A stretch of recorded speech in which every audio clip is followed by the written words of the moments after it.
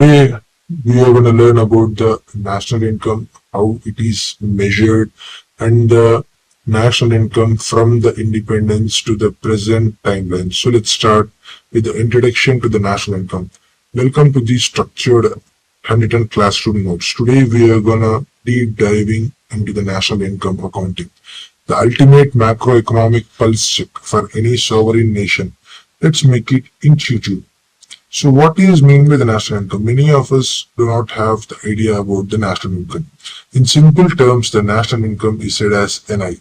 It represents the total value of all final goods and services provided by a country's normal residents within a specific financial year, computed after accounting for depreciation. Depreciation means the sum of the amount or sum of thing which is reduced. For example, if you take the gold, if you are purchasing 10 grams of a gold, if you kept it for some years, even if you had used or if you had not used, its value is decreased as the time passes.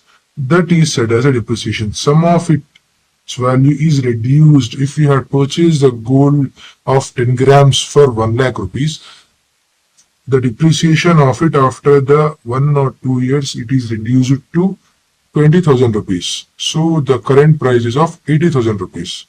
It evaluates the net wealth generated from both the domestic territories and the net factor incomes earned from overseas holdings. Here we have given a small note. You can please note it down. It is very important to the calculating of the national income. The core unit is national income. NI is equal to NNP. NNP stands for the net national product. FC stands for the factor cost. Important macro concepts. The important macro concepts to distinguish are the GDP, GNP, and factor cost versus market price.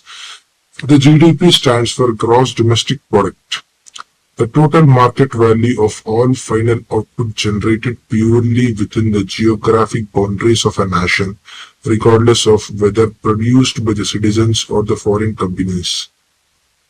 The GNP, it stands for gross national product.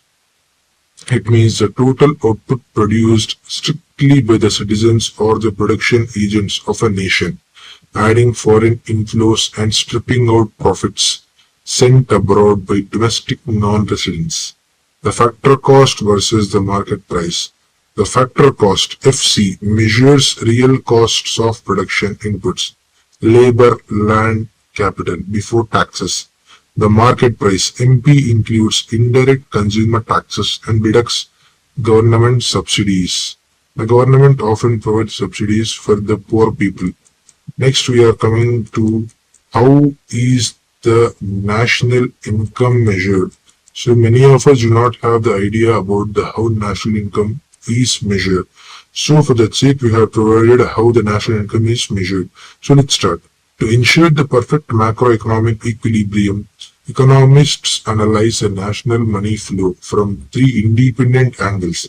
In theory, all three methods must arrive at the exact same final valuation. The first one, the value added method, the product or output approach. This approach captures the raw production volume by calculating the distinct value. Addition at every single layer of industrial processing, avoiding the statistical error of double counting. The formula is the gross value added. GVA is equals to value of gross output minus intermediate consumption cost. Next method is the income method. This looks at the distribution side. It aggregates all net payments pocketed. This aggregates all net payments pocketed by primary production factors working within the domestic economy. It is calculated the national income is equals to the compensation of the employees CUE plus operating surplus.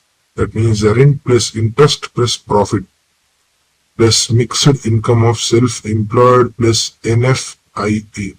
Next one is of the expenditure method. The path maps the aggregate consumption demand by collecting the total final transaction expenditures made by the individuals, businesses, and government entities. The GDP MP is equals to C plus I plus G plus X minus M.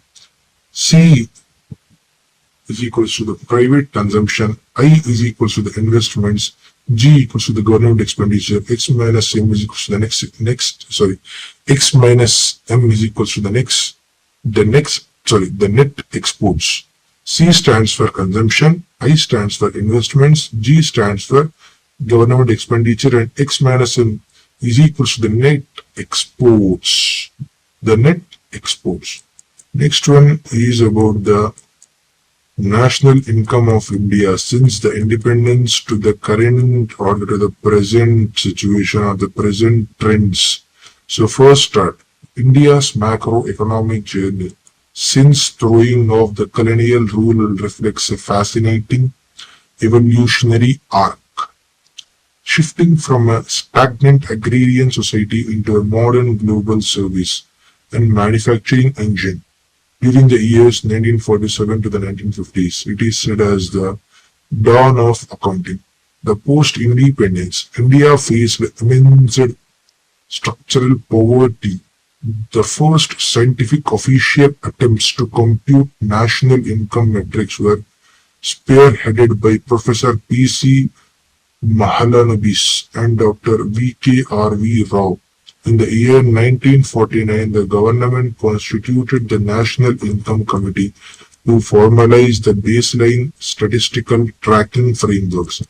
During the year 1950s to 1980s, the Hindu rate of growth era.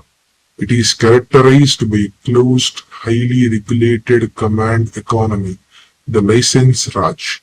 Real national income growth crawled at an average of 3.5% annually. The per capita income gains were nearly wiped out due to parallel high population growth tracks. During the year 1991, this year was said as the historic structural turning point because it confronted by a severe balance of payments (BOP) crisis. India unleashed the sweeping LPG reforms. LPG stands for the liberalization, privatization, and the globalization. The delicensing broke systematic stagnation, integrating India with global capital pools and kicking off a long-term acceleration in the national income. During the years 2000s to 2010s, it is said as the high growth super cycle. It was driven by the massive expansion in the IT services, telecom, and financial sectors. GDP expansion rates frequently crossed 7% to the 8%. India transitioned rapidly from a low-income bracket into an established lower middle-income global power. Next, we are going to the present-day structural modernization.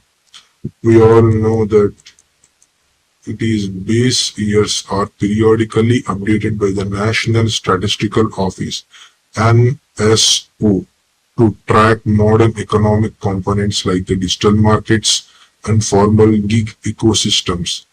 Today, India stands proudly as the world's fifth largest economy by nominal GDP terms, pushing aggressively towards sustainable industrial footprints and value additions. Next, we are going to the extra information which is being provided by us to you. It is about the Instagram page. I think you can clearly see the QR code which is provided by us. If you want to learn more about the things about the computers or about these things, you can follow this page. We have provided a QR. If you are able to scan this, you can clearly scan this image and you can follow to our account. Or else, if you are not able to scan this, you can directly go to the Instagram of your account and you can type this one, ACS4U _. By this, if you type this one, you will get the same logo which is provided by us to our Instagram page and to our YouTube channel. I think you will definitely do this. Okay, thank you. That's all for today.